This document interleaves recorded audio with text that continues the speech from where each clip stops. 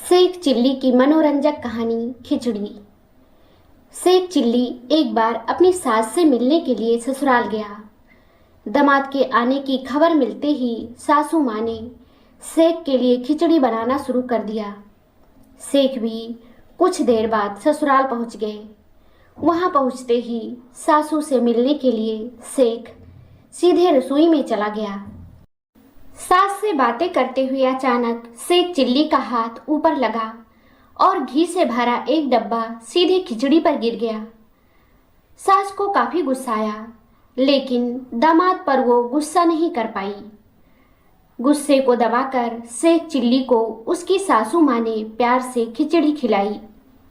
उसे खाते ही शेख खिचड़ी के दीवाने हो गए, क्योंकि पूरा एक डब्बा घी गिरने के कारण खिचड़ी और स्वादिष्ट हो गई थी। शेख चिल्ली ने सासू माँ से कहा कि इसका स्वाद मुझे काफी पसंद आया है। आप मुझे इसका नाम बता दीजिए ताकि मैं भी घर जाकर इसे बनाकर खाऊं।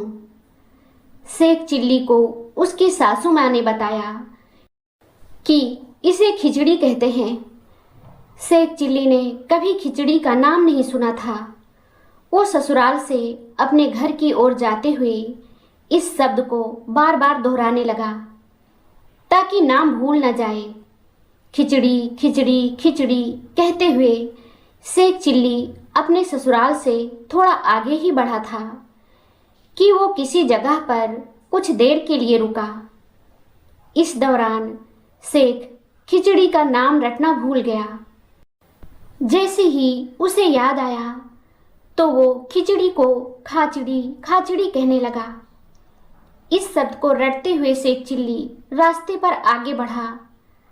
कुछ दूरी पर एक किसान अपनी फसल को चिड़ियों से बचाने के लिए उड़चिड़ी कह रहा था।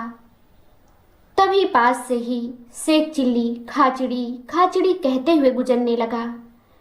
यह सुनकर किसान को गुस्सा आ गया। उसने दौड़कर शेख चिल्ली को पकड़ा और कहा कि मैं यहाँ चिड़िया से फसल बचा रहा हूँ, उन्हें उड़ाने की कोशिश में लगा हूँ, लेकिन तू मेरी फसल को खाचड़ी खाचड़ी कह रहा है। तुझे उड़चिड़ी कहना चाहिए। अब तू सिर्फ उड़चिड़ी कहेगा। अब शेख चिल्ली आगे चलते हुए किसान की बात सुनकर उड़चिड़ी ही कहने लगा। उस शब्द को रटते हुए वो एक तालाब के पास पहुंचा। वहां एक आदमी काफी देर से मछली पकड़ने की कोशिश कर रहा था। उसने शेख चिल्ली को उड़चिड़ी रटते हुए सुन लिया। उसने शेख चिल्ली को पकड़कर सीधे कहा कि तुम उड़चिड़ी नहीं कह सकते हो। तुम्हारी बातें सुनकर तो तालाब की सारी मछलियां भाग जाएंगी। अब तू सिर्फ आओ फंस जाओ ही बोलेगा। शेख चिल्ली के दिमाग में यही चीज बैठ गई। आगे बढ़ते हुए शेख आओ फंस जाओ ही रटने लगा। कुछ देर आगे बढ़ने पर उसके सामने से चोर गुजरे। उन्होंने शेख के मुंह से आओ फंस जाओ सुनकर उसे पकड़कर पीटना शुरू कर दिया। उन्होंने कहा कि हम चोरी करने के लिए जा रहे हैं और तू कह रहा है आओ फंस जाओ। हम फंस गए तो क्या होगा? अब से तू सिर्फ यही कहेगा आओ रख जाओ। पिटाई होने के बाद शेख चिल्ली आओ रख जाओ कहते हुए आगे बढ़ने लगा। उस वक्त रास्ते में शमशान पड़ा। वह लोग मृत आदमी को लेकर आए थे। आओ रख जाओ सुनकर उन सभी को बुरा लगा। उन्होंने कहा, अरे भाई तू ये क्या बोल रहा है?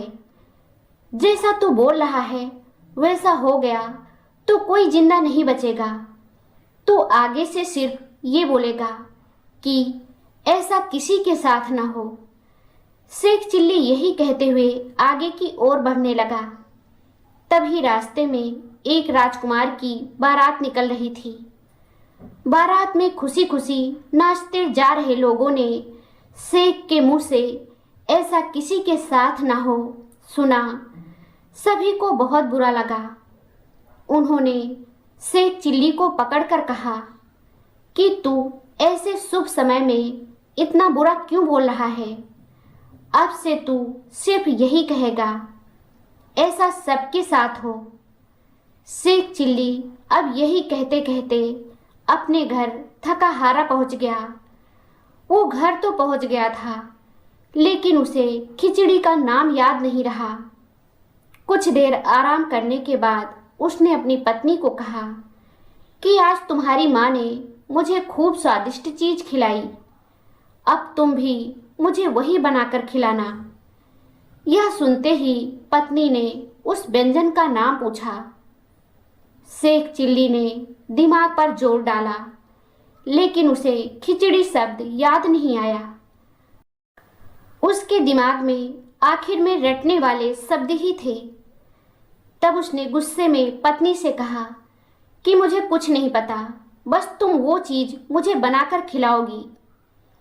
पत्नी गुस्सा करते हुए बाहर निकल गई।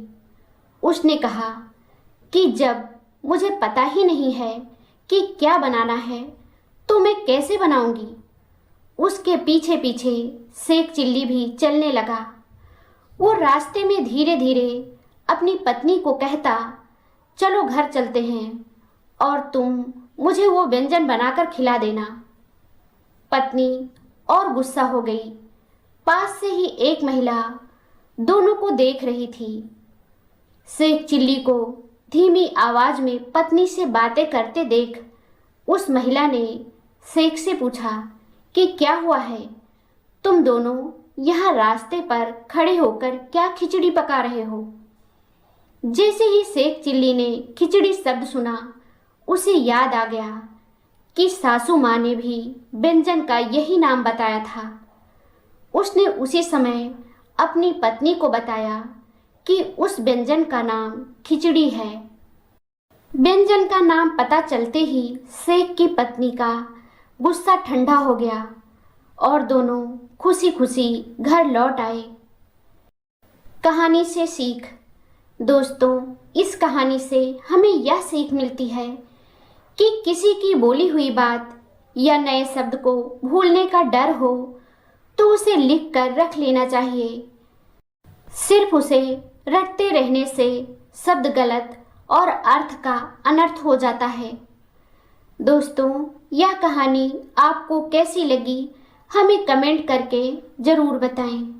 अगर आपको ये कहानी पसंद आई हो तो लाइक ज़रूर करें, शेयर करें और चैनल को सब्सक्राइब करना ना भूलें।